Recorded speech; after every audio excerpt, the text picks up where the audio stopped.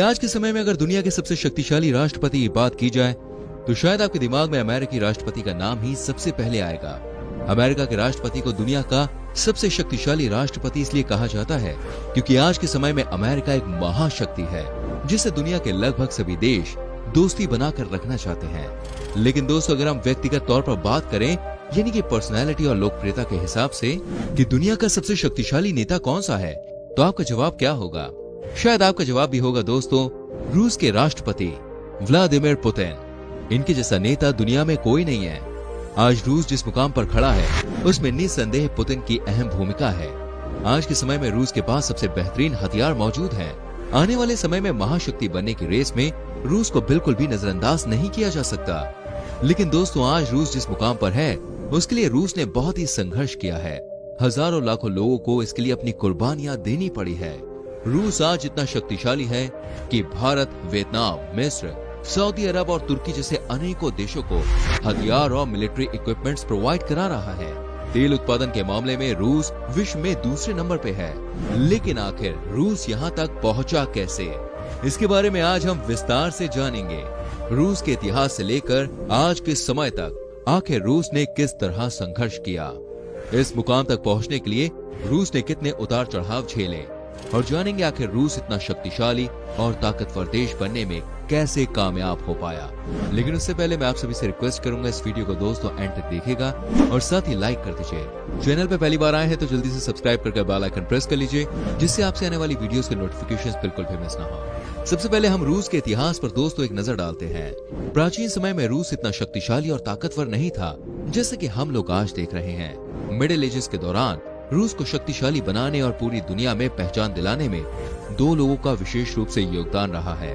इसमें पहला नाम आता है पीटर द ग्रेट का और दूसरा नाम आता है कैथरीन द ग्रेट का। 16वीं शताब्दी से पहले रूस का बिल्कुल भी प्रभाव नहीं था। दुनिया के अन्य देशों की तरह ही रूस भी एक आम देश हुआ करता था। 13वीं शताब्दी में रूस पर मंगोलियों ने आक्रमण किया था और लगभग 200 वर्षों तक रूस के अलग अलग हिस्सों में मंगोल्स ने अपना शासन किया। 15वीं शताब्दी के दौरान इवान द ग्रेट ने रूस को मंगोल शासकों से आजाद कराया। इसके बाद इवान चतुर्थ ने रूस की सत्ता संभाली, जिन्हें सन की राजा के नाम से भी पहचान मिली थी। सन 1613 में माइकल ऑफ रशिया ने रूस की कमान अपने हाथों में ली और यहीं से रूस के विकास की असली कहानी शुरू होती है। माइकल ने 1645 तक रूस में शासन किया। सन 1642 में माइकल ऑफ रशिया के पोते पीटर द ग्रेट को रूस की सत्ता हाथ लगी। पीटर द ग्रेट एक महान तानाशाह थे और वो हमेशा ही राजतंत्र के प्रबल समर्थक रहे थे। उनमें जितनी अच्छाई थी उतनी ही बुराई भी थी। वो किसी भी कीमत पर रूस का वर्चस्व पूरी दुनिया पर कायम करना चाहते थे।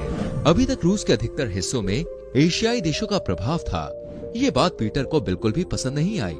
वो जानते थे कि यूरोप के देश एशियाई देशों के मुकाबले बहुत ही स्पीड से विकसित हो रहे हैं और इसलिए पीटर चाहते थे कि रूस में भी एशिया के बजाय यूरोपीय देशों का प्रभाव ज्यादा देखने को मिले।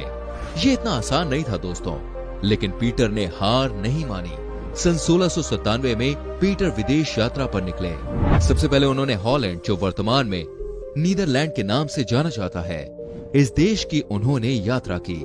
यहाँ के विकास को देखकर पीटर काफी हैरान हुए और काफी ज्यादा प्रभावित भी हुए। हॉलैंड में उन्होंने जहाज निर्माण और खगोल शास्त्र की तकनीकी जानकारी प्राप्त की। इसके बाद पीटर ने यूरोप के लोगों से इंजीनियर्स और शिक्षक रूस में बुलाने शुरू कर दिए। वो चाहते थे कि यूरोप की तरह ही रूस में भी विकास हो और वहाँ के योग्य टीचर्स रूस के लोगों को भी काबिल बनाए। इसके साथ ही दोस्तों, पीटर ने रूस में दाढ़ी पर टैक्स लगाना भी शुरू कर दिया, जिससे लोगों की पर्सनैलिटी अच्छी बन सके। जब पीटर रूस में यूरोप का अधिक प्रभाव डालने के लिए मेहनत कर रहे थे, उसी समय रूस में कुछ विद्रोही भी सक्रिय हो गए, जिनमें सबसे प्रमुख नाम स्ट्रेसली का आता है।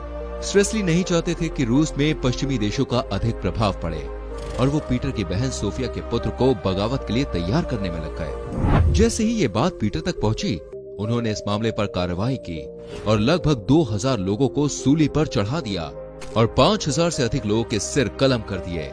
ये एक रूढ़िवादी ग्रुप था और इसे समाप्त करने के लिए पीटर ने एक नई सभा का आयोजन कर दिया। उस सभा में पीटर ने रूस के बेहतरीन लोगों को शामिल किया, जिससे वॉयर्स ग्रुप की पहचान खत्म हो गई।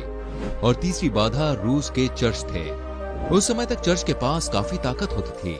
पीटर को यह बात रास नहीं आई उन्होंने रूस में नास्तिकों का दमन शुरू कर दिया और इससे चर्च की ताकत पूरी तरह से खत्म हो गई। अब पीटर के रास्ते में कोई बाधा नहीं थी। उन्होंने अपनी एक सेना तैयार की जिसमें 2 लाख से ज्यादा सैनिक थे। वहीं समुद्रों में भी अपनी ताकत दिखाने के लिए उन्होंने एक विशाल समुद्री सेना तैयार की जिसमें 48 युद्धपोत और 700 से ज्यादा जहाज शामिल थे। उस समय यूरोप में स्वीडन का काफी प्रभाव था। स्वीडन ने डेनमार्क जैसे देशों पर अपनी पकड़ मजबूत की हुई थी। अगर पीटर पूरे यूरोप में अपना प्रभाव जमाना चाहते थे तो उन्हें सबसे पहले स्वीडन को हराना था। स्वीडन को जीतने के लिए पोलैंड और नॉर्वे जैसे देशों को पहले अपनी तरफ किया। इसके बाद सन 1721 में एक संधि हुई जिसमें एस्टोनिया और बाल्टिक सागर पर रूस का कब्जा हो गया।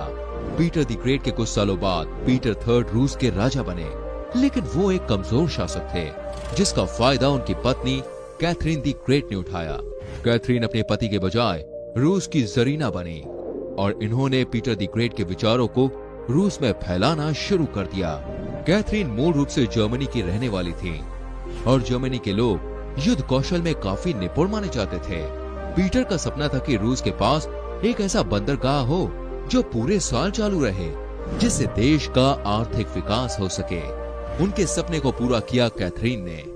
सन 1782 से 1792 तक रूस और ओटोमन अंपायर के बीच एक युद्ध हुआ जिसमें रूस ने जीत हासिल की। इस जीत के बाद रूस का व्यापार और बढ़ गया और उन्हें अपने जहाजों को मेडिटेरियन सागर तक पहुंचाने में मदद मिल गई। इससे रूस को आर्थिक तौर पर काफी फायदा हुआ। अगले 200 वर्षों तक रूस विकास की ओर अग्रसर रहा।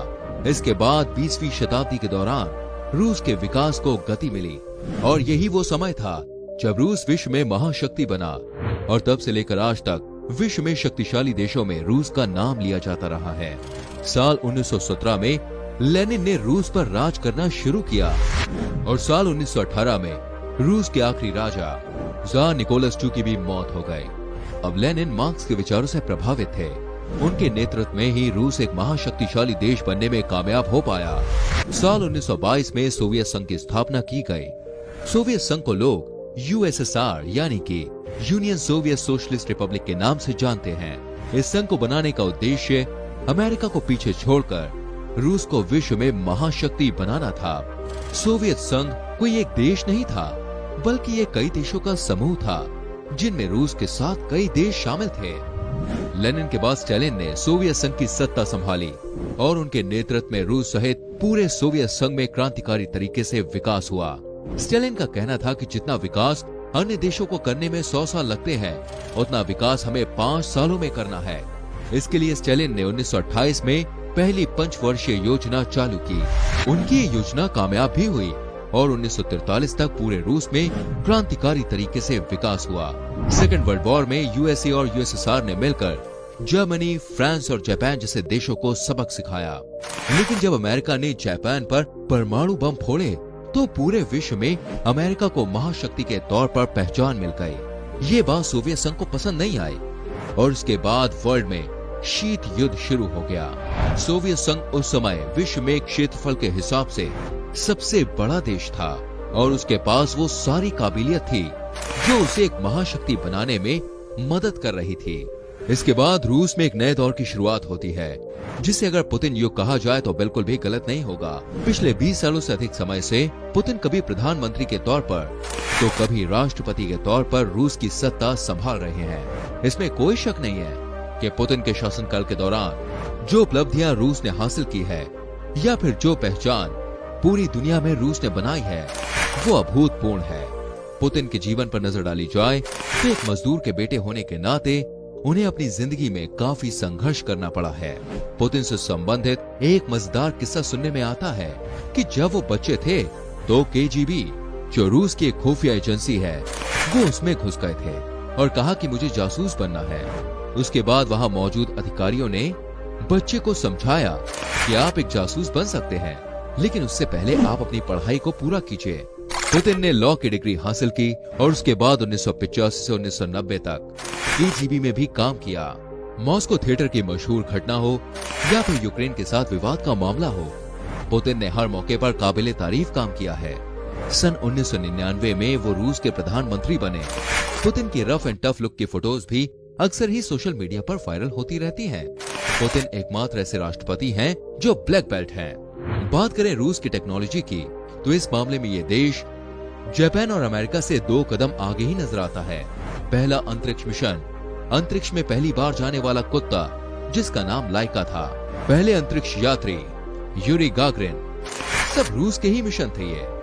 हालांकि रूस भले ही अर्थव्यवस्था के मामले में आज 11वें नंबर पे हो, लेकिन इससे उसकी शक्ति का अंदाजा नहीं लगाया जा सकता।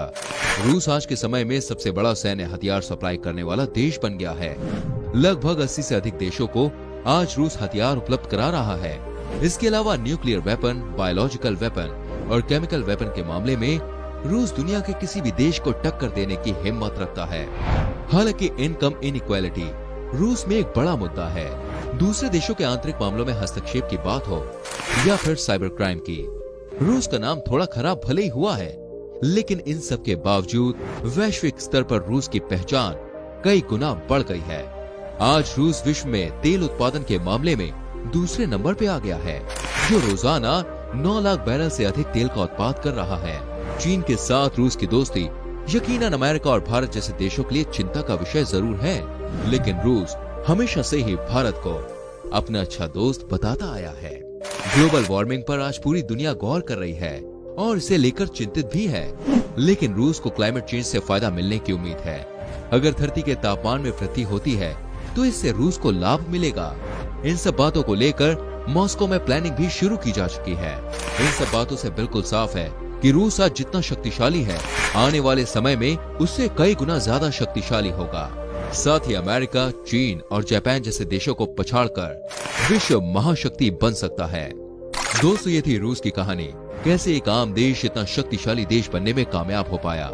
उम्मीद करते हैं आपको यह हमारी वीडियो अच्छी लगी होगी। इस वीडियो को देखने के बाद आपके मन में कई सवाल भी आ रहे होंगे। आपके मन में जो भी सवाल हैं, आप कमेंट सेक्शन में हमसे पूछ सकते हैं।